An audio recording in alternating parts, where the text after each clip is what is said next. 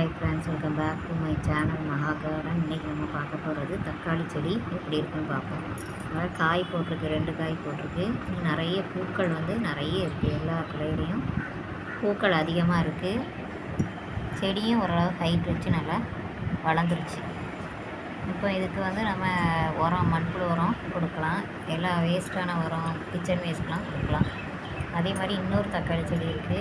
அந்த செடியிலையும் காய் போட்டிருக்கு. ஆனால் இது ரொம்ப நாள் ஆயிடுச்சு வச்சு. இப்போ தான் காய் பிடிச்சி வருது. இதில் ஒரு காய் கிடக்கு, இன்னும் பழுக்கலை. ஆனால் அப்படி காயாகவே இருக்கணும். அதே மாதிரி இது இன்னும் ஒரு 2 செடி இருக்குது. இந்த தக்காளி செடி கீழே நிலத்தில் ஒன்று இருக்குது, மேலேயே தொட்டியில் இன்னொன்று இருக்குது. அது இப்போ தான் பூ பிடிச்சி வருது. இன்னும் காயாகுதான் பார்ப்போம், எவ்வளோ காய் காய்க்குது. இது காஷ்மீரி